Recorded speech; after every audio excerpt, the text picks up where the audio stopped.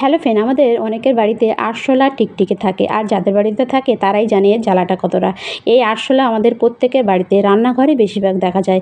এরা আমাদের রান্নাঘরে খাবার দাবারে মুখ দেয় এবং সেই খাবার হয়তো আমরা অজান্তেই খাই। খেলে দেখবেন আমাদের নানান রকম ফুড পয়জনও হয়ে যায়।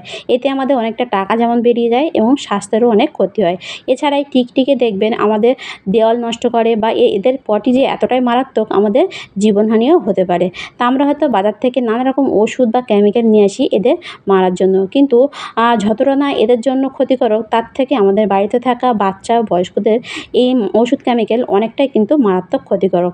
তা আমরা যদি সেরকম কিছু ওষুধ কেমিক্যাল ইউজ না করে ঘরোয়া পদ্ধতিতে এই আরশোলা টিকটিকি বাড়ি থেকে দূর করতে পারি বা মেরে ফেলতে পারি, তাহলে কেমন হয়। তা আজকে ভিডিওতে অসাধারণ দুটি ঘরোয়া টোটকা শেয়ার করব, যেটা দিয়ে আপনারা এক রাতের মধ্যে এই আরশোলা টিকটিকি বাড়ি থেকে দূর করতে পারেন। 100% কার্যকারী অসাধারণ একটা ঘরোয়া টোটকা। তা চলুন ভিডিওটা শুরু করা যাক। তা দেখুন, এখানে আমি নিয়ে নিচ্ছি একটা পাত্র, আর নিয়ে নিচ্ছি হাফ গ্লাসের মতো জল। অল্প একটু জল নিতে হবে কিন্তু, আর নিতে হবে প্রথমেই লাগবে সেটা হলো ডেটল। তা ডেটল কিন্তু আমাদের প্রত্যেকের বাড়িতে থাকে, আর এটা কতটা জীবাণুনাশক সেটা কিন্তু আমরা প্রত্যেকেই জানি। এখানে আমি 1 ডেলার মতো কিন্তু ডেটল এই জলে দিয়ে দিলাম। তো এইভাবে দেওয়ার পর তারপর আপনারা নিয়ে নেবেন ভলিনি জেল। তো যে কোনো ধরনের বাম আপনারা এখানে কিন্তু নিয়ে নিতে পারেন। এটা টিকটিকি, বিশেষ করে টিকটিকি দূর করার ক্ষেত্রে কিন্তু অনেকটাই কার্যকরী। এটা আমি নিজে বাড়িতে বানিয়ে এটা আমি ইউজ করেছি, তারপর কিন্তু আপনাদের কাছে শেয়ার করছি। তো এখানে আমি অল্প একটু ভলিনি জেল কিন্তু এখানে দিয়ে দিয়েছি। এভাবে ডেটলের সঙ্গে ভলিনি জেলটা দেওয়ার পর আপনারা কী করবেন, একটু ভালোভাবে মিশিয়ে নেবেন। মিশিয়ে নেওয়ার পর তারপর আপনারা দিয়ে দেবেন 1 চামচ বেকিং সোডা। তো এভাবে দিয়ে বেকিং সোডা দেওয়ার পর আপনারা কী করবেন, এটা 2 মিনিট মতো ভালোভাবে একটু নেড়ে মিশিয়ে নেবেন। কেন ভলিনি জেলটা কিন্তু প্রথমে গুলতে যাবে না, তাই এভাবে আপনারা যদি ভালোভাবে একটু নাড়েন, তাহলে দেখবেন খুব সুন্দরভাবে কিন্তু এভাবে মিশে যাবে। এতে কিন্তু আর কিছুই লাগবে না। এই সামান্য 3টে জিনিস দিয়ে আপনারা কিন্তু আপনাদের বাড়ি থেকে এক রাতের মধ্যে কিন্তু আরশোলা বলুন টিকটিকি কিন্তু দূর করতে পারবেন। তো এরপর আপনারা নিয়ে নেবেন যে কোনো একটা স্প্রে বোতল, আর যাদের বাড়িতে স্প্রে বোতল নেই তারা কিন্তু এরকম ধরনের যে কোল্ড ড্রিঙ্কের বোতলগুলো থাকে সেটাও নিয়ে নিতে পারেন। এরপরে নিয়ে আপনারা কী করবেন, এটা ঢেলে নেবেন। এভাবে ঢালার পর একটু ঢেলে আপনারা এর যে ছিপিটা একটু ছিদ্র করে নেবেন, তাহলে দেখবেন একটা স্প্রে বোতলের মতন কিন্তু হয়ে যাবে। এভাবে বানিয়ে আপনারা কিছুক্ষণের জন্য এটা রেখে দেবেন, আর অবশ্যই আপনারা এভাবে 2 মিনিটের মতো একটু ঝাঁকিয়ে নেবেন। এভাবে ঝাঁকানোর পর এটা আপনারা 10 মিনিটের জন্য এভাবে রেস্টে কিন্তু রেখে দেবেন। তো এভাবে 10 মিনিটের মতো রেখে দিয়ে তারপরে কিন্তু এটা আপনারা ইউজ করবেন। আর এটা আপনারা কোথায় কোথায় কীভাবে ইউজ করবেন সেটা আমি পরে দেখাচ্ছি। এর মধ্যে আমি যে দ্বিতীয় রেমেডিটা এখানে আমি বানিয়ে দেবো। তো দ্বিতীয় রেমেডির জন্য এখানে আমি নিয়ে নিয়েছি একটা প্লেট। তা অবশ্যই একটা প্লেট আপনারা নিয়ে নেবেন। নেওয়ার পর আপনারা নিয়ে নেবেন একটা পেঁয়াজ। তা পেঁয়াজ আমাদের প্রত্যেকের বাড়িতে কিন্তু থাকে, এটা আমরা প্রত্যেকে রান্নার কাজে কিন্তু ইউজ করি। কিন্তু পেঁয়াজের একটা উগ্র গন্ধ বিশেষ করে আরশোলা টিকটিকি কিন্তু একদমই কিন্তু সহ্য করতে পারে না। তা প্রথমে আমি কী করলাম, পেঁয়াজটা কিন্তু একটু ছিলে নিয়েছি। তো এভাবে ছিলে নিয়ে একটা গ্রাইন্ডার আপনারা নিয়ে নেবেন। এভাবে গ্রাইন্ডার নিয়ে পেঁয়াজটা ভালোভাবে একটু এইভাবে পেস্ট করে নেবেন। একটু আপনারা চাইলে মিক্সার মেশিনেও একটু পেস্ট করে নিতে পারেন। আর আপনারা চেষ্টা করবেন এরকম লালচে কালচে যে পেঁয়াজটা হয় সে পেঁয়াজটা নিতে। আর সাদা পেঁয়াজ আপনারা নেবেন না, এই পেঁয়াজটা কিন্তু একটু ঝাঁঝালো হয়। তা আপনারা অবশ্যই এরকম ধরনের যে লালচে পেঁয়াজটা সেটাই নেবেন।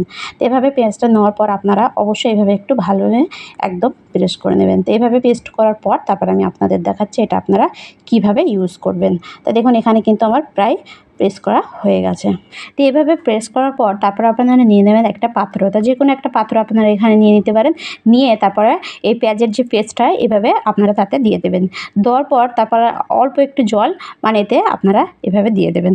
তা অল্প একটু জল দেওয়ার পর আপনারা কিছুটা দিয়ে দেবেন রসুনের পেস্ট। তা রসুন আপনারা সেটাও আপনারা পেস্ট করে দিতে পারেন, বা বাড়িতে যে পেস্ট করা থাকে যদি আলাদা সেটাও আপনারা দিয়ে দিতে পারেন। তো এখানে আমার আগে থেকে একটু পেস্ট করা ছিল, সেটা আমি এখানে কিন্তু রসুনের অল্প একটু পেস্ট কিন্তু এখানে দিয়ে দিচ্ছি। তো এভাবে দেওয়ার পর দুটো জিনিস এভাবে ভালোভাবে কিন্তু এভাবে মিশিয়ে নেবেন। এভাবে মেশানোর পর এতে আপনারা দিয়ে দেবেন আর একটা জিনিস, সেটা হলো ন্যাপথলিন।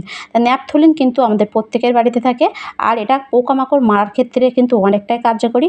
এখানে আমি দুটোর মতো ন্যাপথলিন বল কিন্তু নিয়ে নিয়েছি। তো এভাবে ন্যাপথলিন বলটা নেওয়ার পর আপনারা যে কোনো একটা কাগজের মধ্যে বা যে কোনো একটা প্লাস্টিকের মধ্যে এভাবে দিয়ে আপনারা কী করবেন, একটু ভারী কিছু দিয়ে একটু মারলে দেখবেন একদম কিন্তু পাউডারের মতো করে গুঁড়ো হয়ে যাবে। তো এভাবে অবশ্যই আপনারা একটু পাউডারের মতো করে গুঁড়ো করে নেবেন। আর এটাও আপনারা বানিয়ে দেখতে পারেন। এই দুটো রেমেডির মধ্যে আপনারা যে কোনো একটা বানিয়ে আপনারা দেখবেন আপনাদের বাড়িতে কিন্তু একটাও আরশোলা বলুন, টিকটিকি বলুন কিন্তু থাকবে না। এখানে দেখুন আমার কিন্তু ভালোভাবে গুঁড়ো করা হয়ে গেছে। এভাবে গুঁড়ো করার পর এই গুঁড়োটা মানে ন্যাপথলিনের গুঁড়োটা আপনারা কী করবেন, এই পেঁয়াজ আর রসুনের যে পেস্ট তাতে কিন্তু এইভাবে দিয়ে দেবেন। আর এটা কিন্তু গুলবে না, কেননা ন্যাপথলিন ঠান্ডা জলে গলে না। এইটা ন্যাপথলিন গলানোর জন্য অবশ্যই এতে গরম জল বা কিন্তু ডেটল কিন্তু দিতে হবে। তো এখানে এই ন্যাপথলিনটা গলানোর জন্য অবশ্যই আমি এখানে একটু ডেটল দেবো।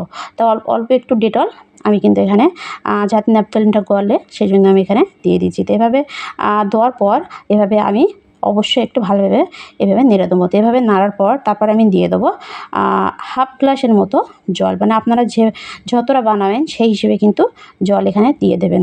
তো এখানে আমি ছোট একটা গ্লাসের 1 গ্লাস কিন্তু এখানে উষ্ণ গরম জল নিয়েছি। তা অবশ্যই আপনারা উষ্ণ গরম জল নেবেন, কেননা উষ্ণ গরম জল দিলে সব কটা জিনিসের একটা মানে যে ঝাঁঝালো একটা গন্ধ কিন্তু একদম খুব তাড়াতাড়ি বার হয়ে যাবে। বিশেষ করে ন্যাপথলিন তো গুলে যাবে। আর এভাবে আপনারা অবশ্যই উষ্ণ গরম জল দেওয়ার পর এটা ভালোভাবে নাড়ার পর আপনারা এভাবে 10 মিনিটের জন্য এটা একটু এভাবে রেস্টে রেখে দেবেন।